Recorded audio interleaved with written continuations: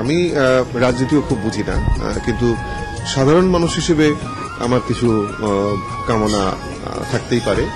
বাংলাদেশের কোটি মানুষের প্রাণে যে আশা এবং আকাঙ্ক্ষাটা, তার অনুরণন আমি টের পাই, এটা আমি দাবি করতে পারি।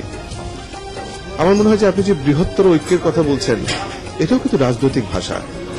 মানুষ যে বিভাজিত হয়েছে, এটা কোত্থেকে উচ্চারিত হয়? এটা তো রাজনীতি থেকে উচ্চারিত হয়। আমার সেটা মনে হয় না। মানুষ এক রয়েছে, কেউ কেউ হয়তো মানুষকে ভাগ করে হয়তো কোনো সুবিধা আদায় করতে চান। সুবিধাবাদীরা জাতিকে দ্বিধা বিভক্ত করে রাখতে চায় বলে মনে করেন বাংলাদেশের অন্যতম সফল সেলিব্রিটি শিল্পী আফজাল হোসেন।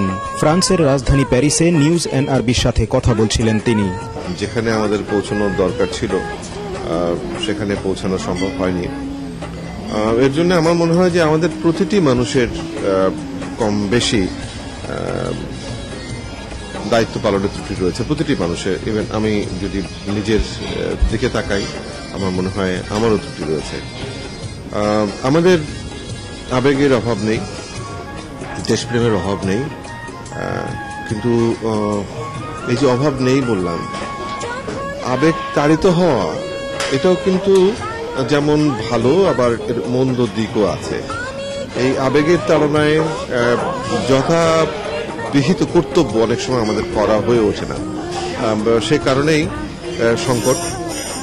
এবং আমার মনে হয় যে আমরা, এই যে একটু আগে আপনি বললেন যে মুক্তিযুদ্ধের চেতনা আমরা বলি, কিন্তু বৃহত্তর অর্থে থাক।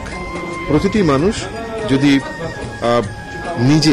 নিজের দায়িত্ব সম্পর্কে সচেতন হন, তাহলে আমরা এই সংকট এখনো কাটাতে পারি বলে আমার বিশ্বাস। স্বাধীনতার পক্ষ বিপক্ষ ইস্যু জিয়ে রেখে দেশকে দ্বিধা বিভক্ত করে রাখার ঘোর বিরোধী আফজাল হোসেন। সচেতন নাগরিক হিসেবে যদি আমার মধ্যে বিন্দুমাত্র সচেতনতা থাকে, তাহলে কি আমি বিষয়টা স্বীকার করি কিনা? পুরো দেশ মুক্তিযুদ্ধের মাধ্যমে স্বাধীন হয়েছে। সামান্য কিছু মানুষ হয়তো তার বিরোধিতা করেছিল। 42 বছর পর এমন কি ঘটল যে আমাকে ভাবতে হবে দেশ দুই ভাগে বিভক্ত? এটি অন্তত আমি মানতে নারাজ। যে দেশ মুক্তিযুদ্ধের মাধ্যমে স্বাধীন হয়েছে, দক্ষ প্রাণের বিনিময়ে যে স্বাধীনতা অর্জিত হয়েছে, আমি যদি স্বীকার করি, আমি যদি বলি যে আমারও প্রতিপক্ষ রয়েছে, তাদের প্রতি, যারা এই দেশের জন্য প্রাণ দিয়েছেন, তাদের প্রতি ঘোরতর অন্যায় করা হয়, আমি এটা মানতে রাজি নই। কোনো মানুষ কোনো বিচার বিশ্লেষণের বিরুদ্ধে হতে পারে, ভিন্ন মতের হতে পারে। স্বাধীনতার বিরুদ্ধে এক পক্ষ অবস্থান নিয়েছে এবং এক পক্ষ স্বাধীনতার পক্ষে অবস্থান রয়েছে, এটা আমি ঘুরে ফিরে বারবার বলতে চাই, এটা আমি অন্তত মানতে রাজি নই। দুর্নীতিমুক্ত বাংলাদেশ প্রতিষ্ঠার চেষ্টা আদৌ হয়েছে কি? দীর্ঘদিনে কিছু রীতিনীতি তৈরি হয়েছে, সেটি হঠাৎ করে হয়তো যাবে না, কিন্তু যাওয়ার চেষ্টাটা যে হয়েছে সেটা আমি মনে করি না। একটা মানুষ যে দুর্নীতির বাইরে টিকতে পারবে, এই সুযোগ সুবিধাগুলো তৈরি হলে মানুষ কিন্তু দুর্নীতির সঙ্গে নিজেকে জড়ায় না। একটা সাধারণ মানুষ কিন্তু দুর্নীতির সঙ্গে কোনো না কোনোভাবে জড়িয়ে পড়ে তার বেঁচে থাকার কারণে। আমার মনে হয় যে চেষ্টাটা তো আগে দরকার। চেষ্টাটা থাকলে মানুষ আশা করতে পারে যে দেশে দুর্নীতি আজ আছে, কাল থাকবে না। অরাজনীতিবিদরা যখন রাজনীতিতে সক্রিয়, আমি একদিন বলেছি যে রাজনীতি আমি ঠিক ভালো বুঝি না, তবে এটাও তো রাজনীতির অংশ যে যারা রাজনীতি করবেন তারা সাংসদ হবেন না, যারা অর্থের যোগান দিতে পারবেন, যারা বাণিজ্যের সঙ্গে যুক্ত, তারা রাজনীতি করবেন। এটা তো আমার মনে হয় যে রাজনীতি না বুঝলেও সাধারণ মানুষ বলবে যে এটাও একটি রাজনৈতিক প্রক্রিয়া।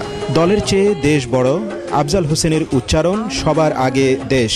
আমি যেটা মনে করি, যেটা আমি শুরু থেকে বলে আসছি, যে আমাদের নিজেদের যে দায়িত্ব কর্তব্য, সেই বিষয়গুলো সচেতন হতে হবে। কারো মুখের দিকে তাকিয়ে কাউকে দোষারোপ করে যেটার জন্য ওটা হয়নি, এটি বলা যথেষ্ট হয়েছে। এখন আমাদের সচেতন হওয়া দরকার এবং নিজের কর্তব্য বিবেচনা করে দেশের জন্য যেটা ভালো, যে ভূমিকা রাখলে দেশের ভালো হয়, মানুষের ভালো হয়, সেটা সবারই করা উচিত। আর একটা বিষয় আমি বারবার রিপিট করছি যে রাজনীতি আমি বুঝি না, কিন্তু আমি এটুকু বুঝি যে অনেক মানুষের রাজনৈতিক দুর্বলতা রয়েছে এবং আমার দুঃখ লাগে যে দুর্বলতা থাকা তো দোষের নয়, কিন্তু দেশের চেয়ে দেশকে ছাপিয়ে যেন রাজনৈতিক দুর্বলতা বড় না হয়ে দাঁড়ায়, এটা কিন্তু আমার মনে হয় যে দেশের সবচাইতে বড় ক্ষতি হচ্ছে। আর সবার আগে দেশ, এই কথাটি সবার বিবেচনায় আনা উচিত। সাভার ট্র্যাজেডি পরবর্তী জাতীয় স্বার্থ আজ যখন হুমকির মুখোমুখি, দেশে এখন একটা বিরাট সংকট চলছে। আমি যে সময় দেশ থেকে বেরিয়ে এসেছি, যে একটা গার্মেন্টস নিয়ে নানান ধরনের ঘটনা ঘটছে, নানান ধরনের কথাও আমরা বলছি, দুঃখ প্রকাশ করছি, ভেঙে পড়ছি, চিৎকার করছি, বিচার চাচ্ছি, সব কিছু চাইবো, কিন্তু সর্বোপরি চাওয়া দরকার হচ্ছে যে এটা বুঝতে হবে যে ওই সেক্টর থেকেও একটা বড় অর্থ আমাদের কাছে আসছে। আমরা এমন দেশে বাস করি না যে খুব সবকিছু খুব নিখুঁত সুন্দর আছে, আমাদের অনেক ভুল ত্রুটি আছে। সেই ভুল ত্রুটি স্বীকার করে আমরা নানাভাবেই বেঁচে আছি, কিন্তু যে বিষয়টা হয়তো পৃথিবীর সঙ্গে অনেক বেশি যুক্ততা, সেটি আমরা খুব স্পর্শকাতরটা ভাবতে হবে এবং আমাদের ভূমিকার মধ্যে এমন কিছু রাখা উচিত হবে না যে আমরা এই বাজারটা হারাতে পারি।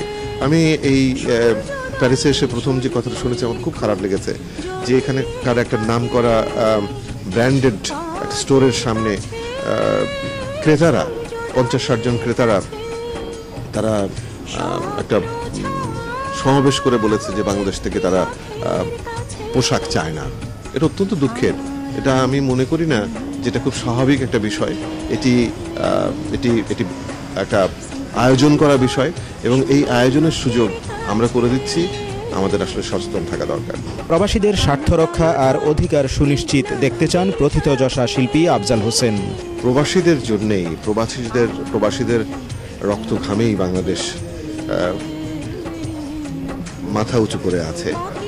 আমরা এই যে ঘুরি ফিরি দেশের বাইরে আসি, এটাও এক ধরনের ভালো থাকা হয় বলেই তো আসতে পারি। তো সেটার মূল কারণ তো সবাই বিশ্বাস করবে যে প্রবাসীরাই। কিন্তু হ্যাঁ, একটা দেশে অভাব অভিযোগের তো সীমা নেই। সুতরাং কোনটা ধরে কোন লক্ষ্যে পৌঁছানো দরকার, এই লক্ষ্যটা নির্দিষ্ট করা হয় না। আমার মনে হয় যে প্রায়োরিটি ঠিক করে বিবেচনা করা উচিত, সিদ্ধান্ত নেওয়া উচিত যে যারা দেশকে একটা উজ্জ্বল অর্থনৈতিক স্থাপনা দিচ্ছে তাদের কিভাবে আরও শক্তি সামর্থ্যের যোগান দেওয়া যায় সেটা ভাবা উচিত। কিন্তু কার কানে কে দেবে পানি, সেটাই আজ প্রশ্নবোধক। দুঃখজনক তো বটেই। Mainul Islam Nasim, news NRB, Paris, France.